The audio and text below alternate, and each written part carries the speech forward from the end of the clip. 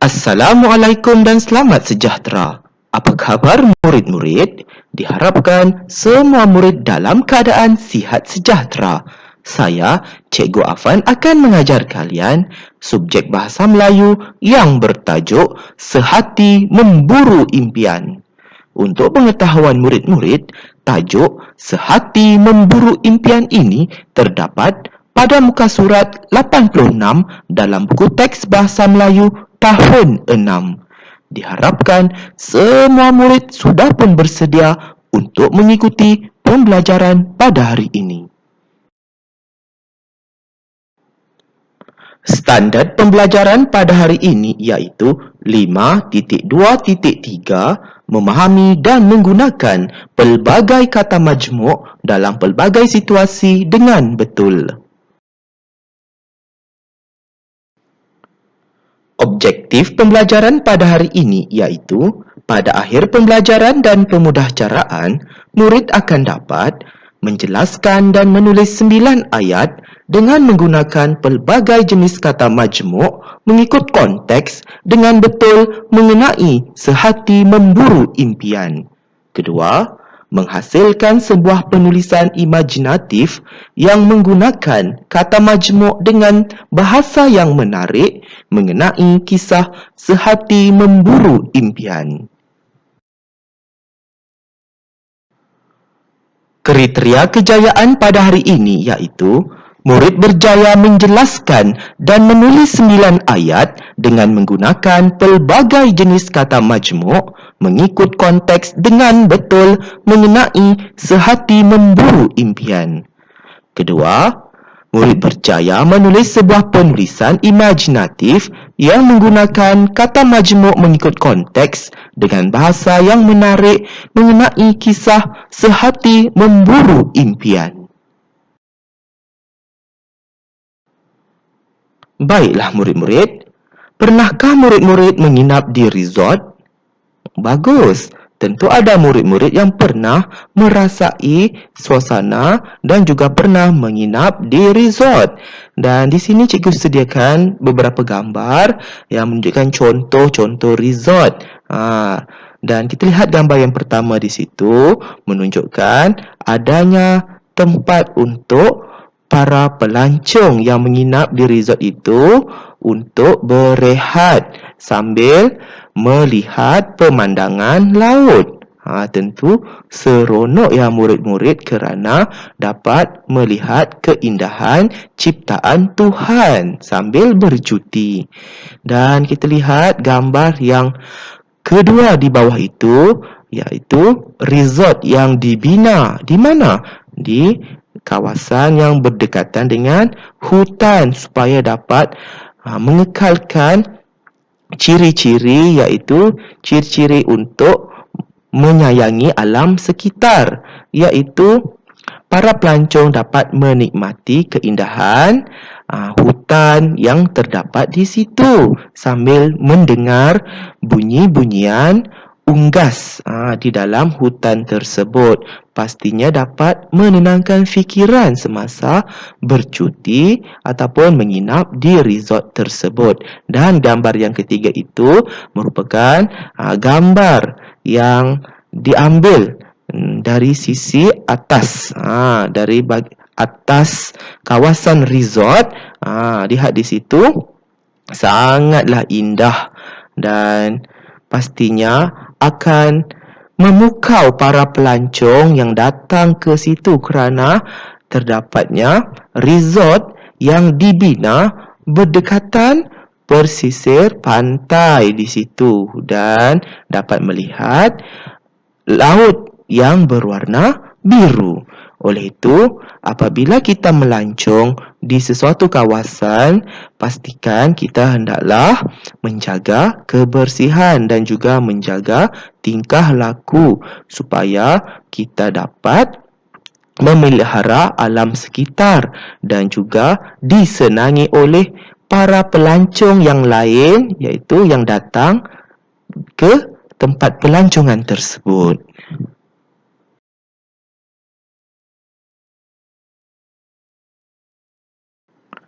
Baiklah murid-murid, mari kita memahami dan menjelaskan kata majmuk terlebih dahulu. Untuk pengetahuan murid-murid, kata majmuk ada beberapa bahagian yang telah cikgu nyatakan di sini, iaitu ada kata majmuk rangkai kata bebas. Contohnya, gambar rajah, alat tulis, lampu suluh, cermin mata ataupun tali pinggang, kerusi roda.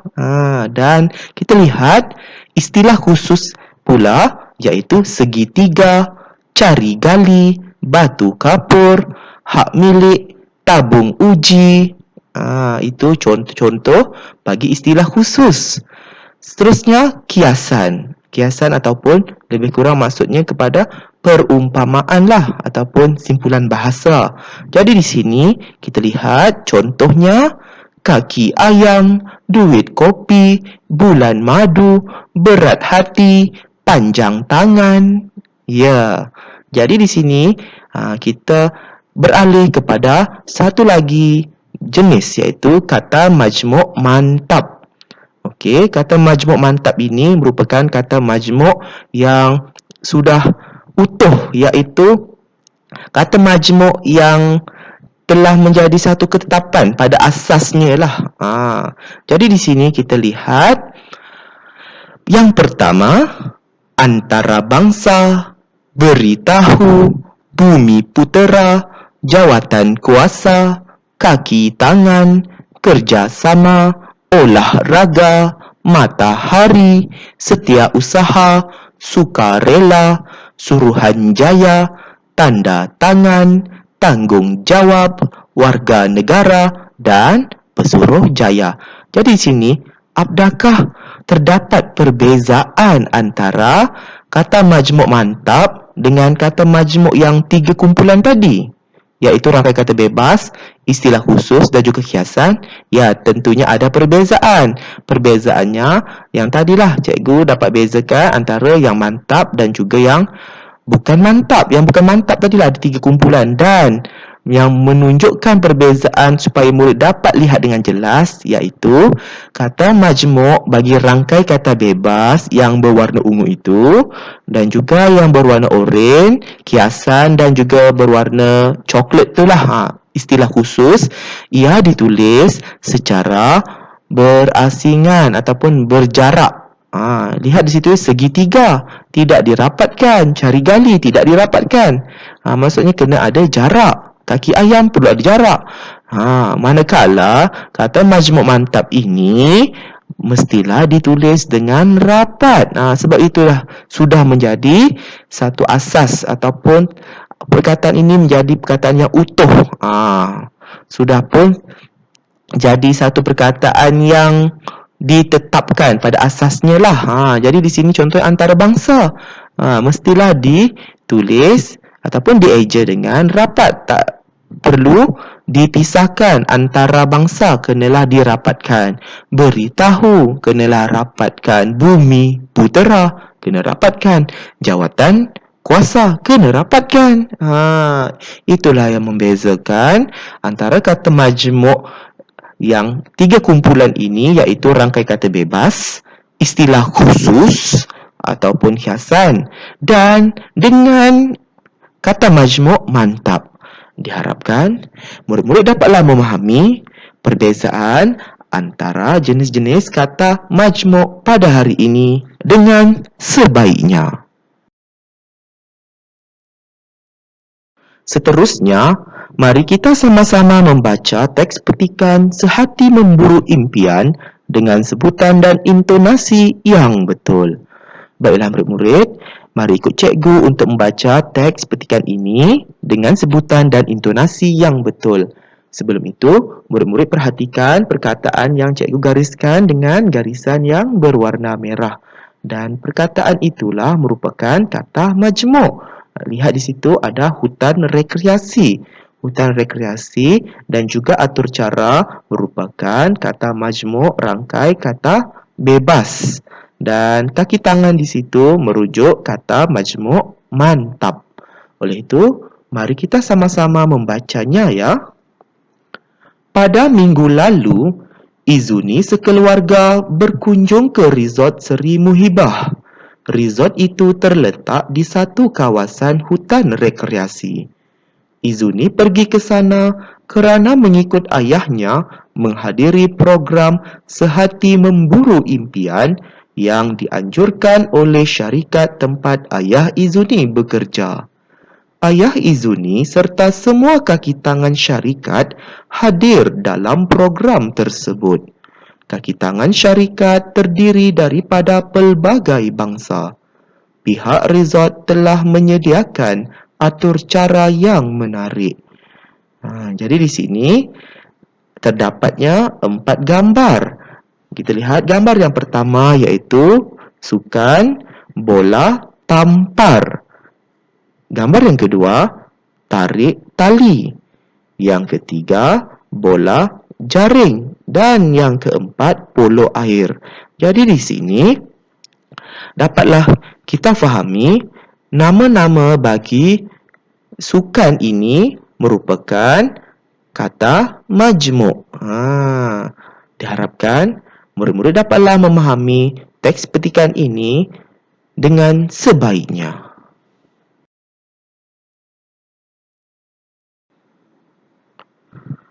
Baiklah murid-murid, mari kita sama-sama membina ayat dengan menggunakan kata majmuk yang dinyatakan pada gambar ini. Ayat ini akan dibentuk menjadi sebuah perenggan dalam penulisan nanti. Baiklah murid-murid, sekarang kita mahu membina ayat dan kita mahu membina ayat ini dengan menggunakan kata majmuk yang sesuai, iaitu yang telah dinyatakan dalam buku teks inilah. Dan cikgu akan membahagikan kata majmuk yang terdapat pada gambar ini mengikut kategorinya. Kita lihat yang pertama, pakaian. Okey, yang pakaian iaitu kacamata, tali leher, kuning cair. Itu merujuk kepada pakaian. Okey. Jadi di sini kita lihat kata majmuknya pengurus besar. Contoh ayat, setelah Izuni sekeluarga tiba di resort Seri Muhibah, mereka disambut oleh Encik Hong yang merupakan pengurus besar resort itu. Jadi murid lengkapkanlah ayat ini dengan menggunakan kata majmuk tersebut. Seterusnya kata majmuk yang kedua, kacamata. Beliau memakai ... yang berbentuk petak. Jadi di sini murid perlulah mengisi tempat kosong ini dalam ayat ini dengan menggunakan kata majmuk tersebut. Seterusnya kata majmuk tali leher. Contoh ayat, beliau amat segak sekali kerana memakai ... dan berbaju kemeja yang berwarna ... iaitu warna kuning cair. Murid lengkapkanlah kata majmuk ini dalam ayat tersebut. Dan ayat ini akan dibentuk menjadi sebuah perenggan dalam penulisan nanti. Seterusnya, mari kita membina ayat bagi menjelaskan gambar ini dengan menggunakan kata majmuk yang sesuai, iaitu cikgu telah mengkategorikan kata majmuk ini merujuk kepada sifat ataupun watak Encik Hong, iaitu budi bahasa, tanggungjawab dan juga kerja sama. Inilah sifat ataupun watak bagi Encik Hong. Dan kita lihat kata majmuk yang pertama, iaitu budi bahasa. Contoh ayat, beliau amat disenangi oleh pekerjanya di situ kerana beliau seorang yang berapa? Sambunglah dengan kata majmuk tadi. Budi bahasa. Dan seterusnya kita lihat kata majmuk yang kedua, tanggungjawab. Contoh ayat, beliau amat terhadap kebajikan pekerjanya. Murid lengkapkanlah ayat ini dengan menggunakan kata majmuk. Seterusnya, kata majmuk yang ketiga, kerjasama. Contoh ayat, bukan itu sahaja, beliau seorang yang mudah memberikan kepada sesiapa sahaja. Jadi di sini murid lengkapkanlah ayat ini dengan menggunakan kata majmuk kerjasama. Oleh itu, ketiga-tiga ayat ini akan dijadikan sebagai sebuah perenggan dalam penulisan nanti.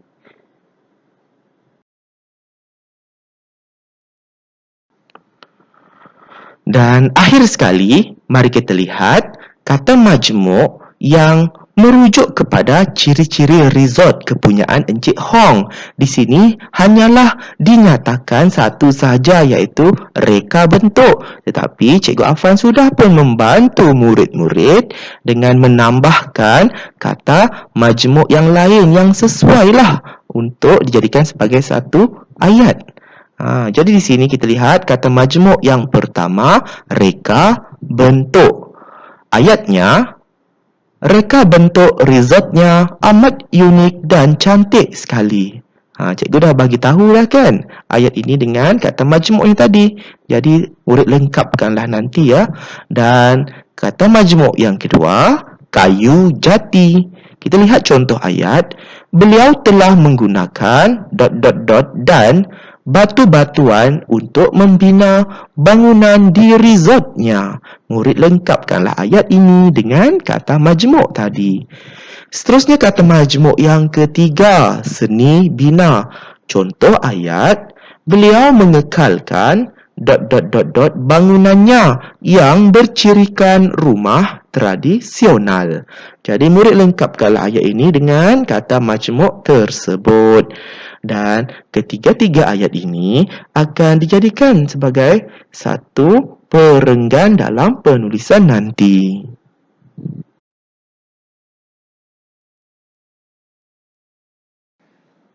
Baiklah murid-murid, kini tiba masanya murid perlu menulis sebuah penulisan yang bertajuk Sehati Memburu Impian berdasarkan ayat yang telah kita bina tadi dalam buku penulisan.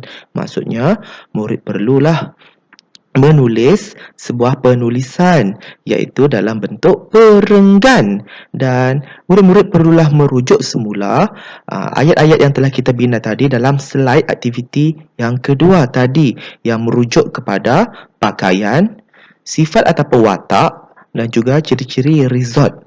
Jadi di sini murid dapatlah lihat yang perenggan pertama di situ merupakan pendahuluan, iaitu P1 pendahuluan. Murid salinlah ini. Kemudian P2 perenggan kedua, rujuklah maklumat ataupun slide aktiviti yang kedua iaitu pakaian. Pakaian yang tadi itulah memakai tali leher, kan, cermin mata. Jadi murid rujuklah semula maklumat tersebut, ayat tersebut untuk dipindahkan menjadi sebuah perenggan yang kedua inilah. Dan seterusnya P3, perenggan ketiga, merujuk kepada sifat ataupun watak. Jadi murid mahu menulis perenggan ini, rujuklah semula ayat yang telah kita bina tadi ya dalam slide aktiviti yang kedua tadi. Sifatnya apa? Kerjasama, tanggungjawab. Jadi rujuklah semula ayat yang telah kita bina tadi, dan ayat-ayat tersebutlah untuk kita jadikan sebagai sebuah perenggan di sini. Dan P4 di situ merujuk pada perenggan yang keempat, iaitu ciri-ciri resort. Murid rujuklah semula slide aktiviti yang kedua tadi, iaitu ciri-ciri resortnya seperti apa? Reka bentuk, seni bina, kayu jati. Rujuk semula ayat tadi untuk dijadikan sebagai perenggan dalam penulisan ini. Dan P6 iaitu penutup, perenggan yang ke-6. Cikgu Afan sudah pun membantu murid-murid membina penutup karangan ini. Diharapkan murid-murid dapatlah menyiapkan tugasan ini dengan sebaiknya. Pastikan tulisan, kemas dan ejaan betul. Selamat berjaya ya murid-murid. Semoga kita bertemu lagi dalam pembelajaran dan pemudahcaraan pada hari yang lain. Sekian, terima kasih.